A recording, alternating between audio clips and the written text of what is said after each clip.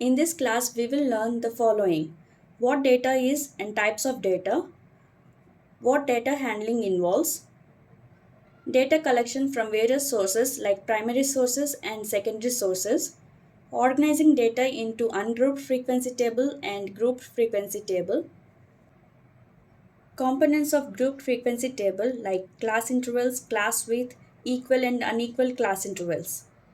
The importance of mean, median, and mode in data analysis and how to choose the best measure for a given dataset. Calculating the mean for ungrouped data, calculating the median for ungrouped data using cumulative frequency table, calculating the mode using the empirical formula, presenting data using bar graphs and double bar graphs. What is data? Data refers to the collection of facts, figures, or information that can be used for analysis, reasoning, or making decisions. It includes numbers, words, measurements, or observations which help us understand, study, or solve problems across various fields. Types of data. Data is of two types: qualitative data, quantitative data. Qualitative data is non numerical information that describes qualities or characteristics. Example: opinions, like or dislike, colors, styles, textures, etc. Quantitative data is a numerical data that can be measured or counted. Based on this, it is subdivided into discrete data and continuous data. Discrete data consists of distinct whole numbers, integers. Examples: number of students, total score, number of books, and temperature, etc. Continuous data includes values that can take any numerical form, including fractions and decimals. Examples: height of students, weight of objects, time taken to complete a task. What is data handling? Data handling is the process of gathering, recording, and analyzing data to extract useful information. It involves several key steps like collection of data, organizing data, storage, analyzing data, presentation, and protection. We gather data from various sources, arrange them in a systematic way, and secure them for future access for interpretation of data to find patterns or insights. And we display data in formats like charts or graphs, and we should also ensure data security and privacy. Data collection is of two types: primary data, secondary data. Data collected first hand for a specific purpose is called primary data. Sources like surveys, experiments, observations. Example: conducting a survey to gather customer feedback on a new product. Secondary data. Data collected by someone else used for a new analysis or study. Sources: books, websites, reports, previous research. Example: using government reports to analyze economic trends. Data organization. After collecting data, it needs to be structured in an orderly manner for easy access and understanding. Here are some examples of how data can be organized. First one, sorting. Arranging data in a specific order, such as ascending or descending order. Example: data is arranged from smallest to largest, that is ascending order, from largest to smallest, that is descending order. Range: highest observation minus lowest observation. In this example, 3 is lowest observation, 15 is highest observation. 15 minus 3, 12 is the range of this data. Second one, frequency table. A frequency table is used to organize data by showing how often each data value or group of values occurs. There are two main types: grouped frequency table, ungrouped frequency table. Ungrouped frequency table. An ungrouped frequency table List each data value and its corresponding frequency. Grouped frequency table. In ungrouped frequency table, we see that individual data values and its corresponding frequency are listed. But in grouped frequency table, we organize data into intervals or classes and shows how many data points fall within each interval, that is frequency. This is useful for continuous data or large data sets. Components of grouped frequency table. First one, class interval or class.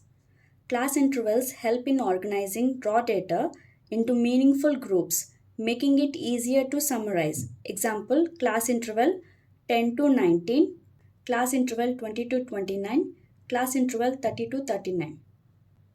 All the observations from 10 to 19 fall under this class interval and 20 to 29 fall under this class interval. Note, in class interval 10 to 19, 10 is the lower class limit and 19 is the upper class limit. Class width, the difference between the upper and lower limits of a class interval. Class width is equal to upper class limit minus lower class limit. Example, for the class 20 to 29, the class width is 29 minus 20 equal to 9. Equal class intervals, that is, all class intervals have the same width. Example, if a data set is divided into the intervals like 10 to 19, 20 to 29 and 30 to 39, 19 minus 10, 9, 29 minus 20, 9, 39 minus 30, 9. Each class interval has same class width. So these are equal class intervals. Unequal class intervals, that is, class intervals have different widths. Example, class interval 0 to 10 have class width 10, 11 to 30 have class width 19, 31 to 60 have class width 29. Each interval have different class width, so these are unequal class intervals. Note, unequal class intervals are helpful when data is concentrated in specific ranges, like when they are outliers, to capture trends more accurately. Example, for the data set 1, 3, 6, 12, 15, 20, 30, 36 and 59, 59 is outlier. So we go for unequal class intervals. Some other examples of how data can be organized. Spreadsheets, a type of table format commonly used in programs like Microsoft Excel or Google Sheets, which allows for complex data manipulation. Example, this is a spreadsheet tracking monthly expenses with columns for date, category, amount, note. Measures of central tendency in data analysis. First one, mean, that's average. The mean is the sum of all data points divided by the number of data points. It provides a measure of the average value in a data set. Example, for the data set 4, 8, 15, 16, the mean is x bar equal to sum of all data points divided by number of data points. That is 4 plus 8 plus 15 plus 16 divided by 1, 2, 3, 4, which is equal to 43 by 4 equal to 10.75 is the average value or mean of the given data set. Second one, median. The median is the middle value in the data set when the numbers are arranged in ascending or descending order.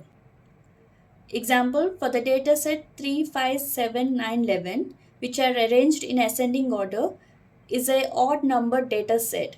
So the middle value is the median of the data set. Whereas for even numbered data set, which is arranged in ascending order, there will be two middle values. To get the median, we take the average of those two middle values. Median equal to average of two middle values, that is 4 plus 6 divided by 2 equal to 5. The formula for finding the median depends on whether the number of observations n in the data set is odd or even. If n is odd, median equal to value of the n plus 1 tooth position. If n is even, median equal to value at the n by 2th position plus value at the n by 2 plus 1th position divided by 2. Third one, mode. The mode is the value that appears most frequently in a dataset. Example, for the dataset 1, 2, 2, 3, 4, 4, 4, 5, 4 appears most frequently in the dataset. So the mode is 4. Importance of measures of central tendency in data analysis. Mean provides an overall average, but it can be affected by outliers, that is, extremely high or low values. Median gives the central value and is not skewed by outliers, making it reliable for skewed distributions. Mode helps identify the most frequently occurring value and is useful for understanding patterns in qualitative data. Choosing between mean, median, and mode. Mean is best when data is evenly distributed. Median is best when data has outliers. Mode is best when you need to know the most common item. Imagine the monthly income of 5 people working at a small company are as follows. Calculate mean, median, and mode and decide which measure is the best for the given data. These are the salaries of 5 members working in a small company. 2000, 2500, 2800, 3000, and 12,000. 12,000 is extremely high than the remaining salaries. So the data is not evenly distributed. Let us first calculate mean, median, and mode and see which is the best for the given data. Mean equal to sum of all the values divided by number of values, which is 4,460 rupees. Second one, median, that is middle value. Arrange in the ascending order, then the middle value is 2,800. Third one is mode, most frequent value. There is no repeated value, so no mode. Mean shows us 4,460 rupees is an average salary of each person working in a company.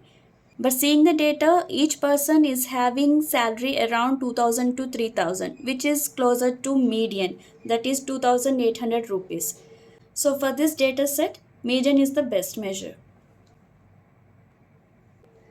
Consider the shoe sizes of 10 people in a group, calculate mean, median, and mode, and find which is the most popular shoe size. Mean equal to sum of all values divided by number of values, which is equal to 8.6 size. Second one, median. Arrange the given data in ascending order. It is even numbered data, so two middle values will be there. Take the average of those two, equal to 8.5. Third one, mode. In the given data, 8 appears more than the remaining values, so mode equal to 8. Mean and median gives decimal values which does not reflect a real shoe size. Mode tells us the most common shoe size in the group, which is 8, and which is useful in practical situation like trending the most popular shoe size for a team. A teacher records the math test scores of 12 students as follows. Calculate mean, median, and mode. Compare and find the best measure of overall performance for this class. Mean equal to sum of all data points divided by number of data points, which is approximately equal to 79. Median, that is middle value, n equal to 12, which is even, so 12 by 2 equal to 6th observation, and 6 plus 1 7th observation. Take the average of 6th and 7th observations. 1, 2, 3, 4, 5, 6. 6 and 7, average of these two, which is equal to 77. Mode, score that appears most frequently, which is 84. It appears 3 times. So mode equal to 84. Now let's compare mean, median and mode. Mode equal to 84. Mode equal to 84, which reflects the most common score in the class but does not provide an average of all students' performances. Median equal to 77. Here 77. Median equal to 77, showing the central value of the data but not fully incorporating all the scores. Mean equal to 79.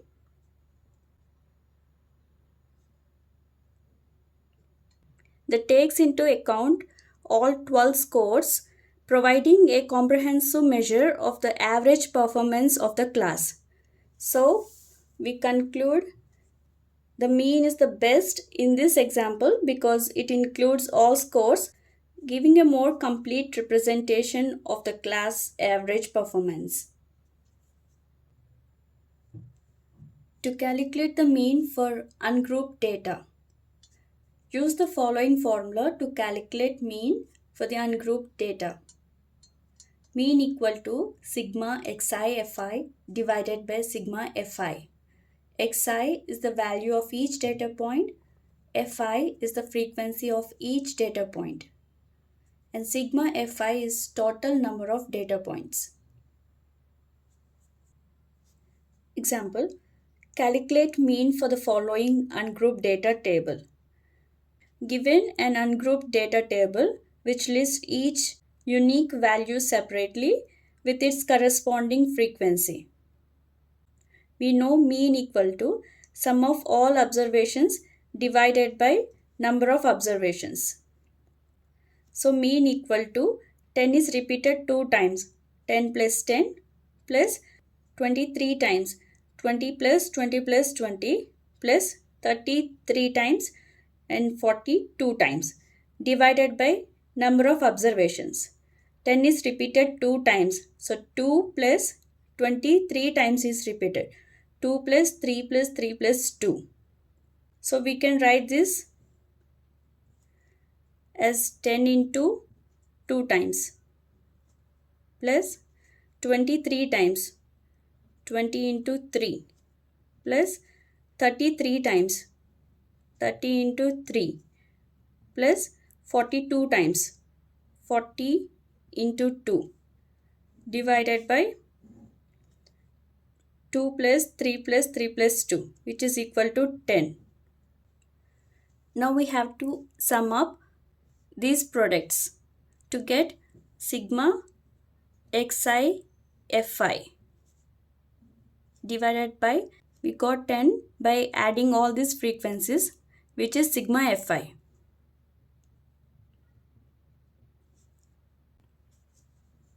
Equal to 20 plus 60 plus 90 plus 80 divided by 10. 100, 90, 10, 100 and 50. So 250 divided by 10 equal to 25. Mean equal to 25. Calculate mean for the following ungrouped data. 2 is repeated 3 times, 5 is repeated 4 times, 6 is repeated 2 times and 10 is repeated 1 time. 2 3s 6, 5 4s 20, 6 2s 12 and 10. We add all these products to get sigma fi xi. 20, 30, 40, 46, 48. Total number of observations is equal to 3 plus 4 plus 2 plus 1. 5, 5, 10. Mean equal to 48 divided by 10, which is equal to 4.8. Now let's see how to calculate the median for an ungrouped data table. To know the median of the given data, we have to trace the middle value. For that, first find the total number of observations, n equal to sum of 3, 5, 4, 6, 10, 15, 18. N equal to 18, which is even number. So 18 by 2 equal to 9th observation, and 9 plus 1, 10th observation. Now we have to find 9th and 10th observations. 10 is repeated 3 times. 10, 3 times. 20 is repeated 5 times.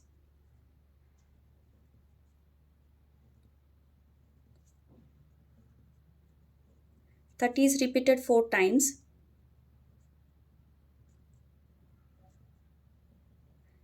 40 is repeated 6 times. Now we need to find 9th and 10th observations. 1, 2, 3, 4, 5, 6, 7, 8, 9, 10. Average of these two observations is equal to 30 plus 30 divided by 2 equal to 30. So median equal to 30. Instead of this method to trace the points, take a specific value and count the data points accumulated up to that to get cumulative frequency. Up to the value 10, we have 3 points, 1, 2, 3. And up to 20, 1, 2, 3, 4, 5, 6, 7, 8. 8 points are there. Up to 30, we have to add frequency of 3, 5 and 4. We get 12. And up to 40, 3 plus 5 plus 4 plus 6. We'll get 18. First observation, second observation and third observation have test score equal to 10. From 4 to 8th observation, test score equal to 20. From 9 to 12, test score is equal to 30. From 13 to 18, test score is equal to 40. So 9th and 10th observations fall under this, which is equal to 30 and 30. Average of this is equal to 30. Median equal to 30. Find the median of the given ungrouped data. Given x values and its frequencies, let's find cumulative frequency. 3, 3 plus 5, 8, 8 plus 2, 10, 10 plus 4, 14. N equal to 14, which is even. So we have two middle values. 14 by 2 equal to 7th observation and 8th observation. 7 plus 1, 8th observation. First 3 observations fall under this, 1 to 3 and 4 to 8 here, 9 to 10, 11 to 14. We want 7th observation and 8th observation. 7 and 8, 4. So median equal to 4 plus 4 divided by 2 equal to 4. Calculating mode using the empirical formula. Mode approximately equal to 3 median minus 2 mean. Note, the word empirical signifies that a formula is obtained through real-world data or experimentation rather than derived from theoretical principles. Example, given mean equal to 50, median equal to 49, calculate mode. Mode approximately equal to 3 times median minus 2 times mean. So 3 into 49 minus 2 into 50, which is approximately equal to 47. The following table shows the weight of 12 players. Find median and mean weights using empirical formula, calculates its mode. Given weight in kgs and number of players, which is frequency n equal to 12. Now to calculate mean, first calculate xi fi. That is 48 into 4, 192, 53 is 150, 52 twos, 104, 54 twice, 108, 58 into 1, 58. Now add up all these products, which is equal to 612. Now mean equal to 612 divided by 12, which is equal to 51. Median. To calculate median, first find out middle values. N equal to 12, so we have two middle values, 6th and 7th observations. Let's find 6th and 7th observations. For that, we have to find cumulative frequency. 4, 4 plus 3, 7, 7 plus 2, 9, 9 plus 2, 11, 11 plus 1, 12. We need to find 6th and 7th. 5 to 7, 8 to 9, 10 to 11, and 12th observation. We have to find 6th and 7th. 6th and 7th will fall here. So 6th and 7th observations equal to 50. So median equal to 6th observation 50 plus 7th observation 50. Half of this is equal to 50. Using empirical formula, let's find out mode. Equal to 3 into median, 3 into 50 minus 2 into mean, 2 into 51. Equal to 5 3 is 15 minus 102, which is equal to 48. So mode equal to 48. Data presentation. Presenting data effectively helps convey insights in an understandable format.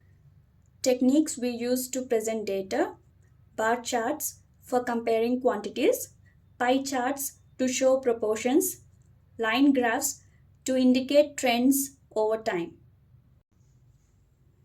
The marks of the student in different subjects are given below. Draw a bar graph from the above information. Take a graph and write the title. The title tells what the bar chart shows. Here it shows marks in different subjects.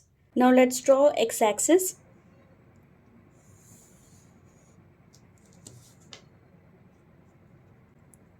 OX and y-axis OY.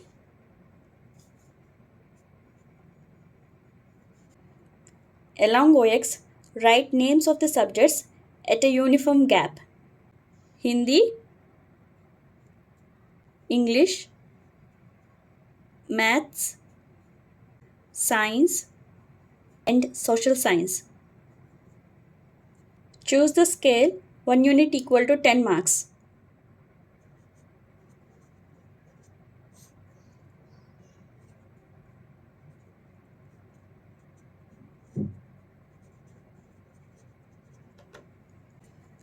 So 1 unit equal to 10 marks, 20, 30, 40, 50, 60, 70, 80, 90, and so on. These are marks obtained.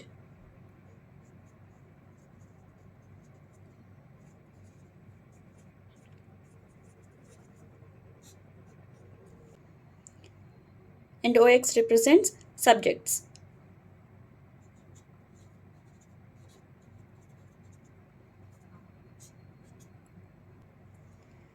Labels on the axis explains what they represent. Now let's draw bars of equal width and equal gaps and the height representing marks obtained. In Hindi, marks obtained equal to 43. 40, 41, 42, 43. So this is 43.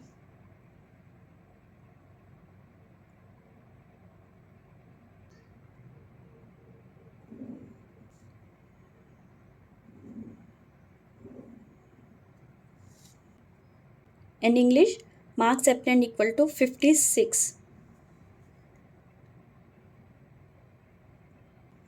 In Maths, marks obtained is equal to 80. 80. In Science, marks obtained is equal to 65, and in Social Science, marks obtained equal to 50. This is the bar graph of marks obtained by a student in different subjects. He got maximum in maths and minimum in Hindi. A bar chart showing discrete data has gaps between the bars, but one showing continuous data has no gaps. In a public library, the librarian made the following observations in a particular week.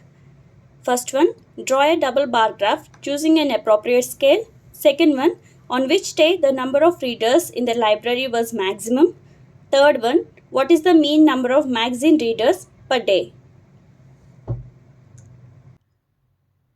A double bar graph is a type of a bar chart that uses pairs of bars to compare two sets of data across the same category, making it easy to compare them side by side. Here is a double bar graph comparing the number of newspaper readers and magazine readers over a week. The blue bar represents newspaper readers and the orange bar represents magazine readers for each day. Write the title, Observations made by the librarian, or comparison of newspaper and magazine readers in a week. Draw x-axis and y-axis and label them what they represents. X-axis represents days of the week and y-axis represents number of readers. Choose the scale based on range of data. Here 1 unit equal to 100 readers, so each division is equal to 10 readers. Now plot the points on the graph by using the data of newspaper readers and magazine readers. For each day of the week, draw 2 bars, one for newspaper readers and one for magazine readers. Ensure that bars have equal width so that they look uniform and equal gaps between each pair of bars. The height of each bar should correspond to the number of readers on that day. Second one, on which day the number of readers in the library was maximum. To get this, add newspaper readers and magazine readers for each day. The number of readers in the library on Monday equal to 350 plus 200, which is 550. On Tuesday, 400 plus 450 equal to 850 readers. On Wednesday, 500 plus 300, 800 readers. On Thursday, 450 plus 250 equal to 700. On Friday, 550 plus 100 equal to 650. On Saturday, 450 plus 100 equal to 550. Therefore, the number of readers in the library was maximum on Tuesday, that is 850 readers. Third one, what is the mean number of magazine readers per day? The mean number of magazine readers per day is equal to sum of all magazine readers across all days divided by total number of days. Therefore, mean equal to 200 plus 450 plus 300 plus 250 plus 100 plus 100 divided by 1, 2, 3, 4, 5, 6, which is equal to 233.3. Calculation should be done on the back of the graph paper. First one, day with maximum readers, which is on Tuesday, that is 850. Therefore, the maximum number of readers in the library was on Tuesday. Second one, mean of magazine readers per day, which is equal to sum of all magazine readers divided by total number of days, which is equal to 233.3.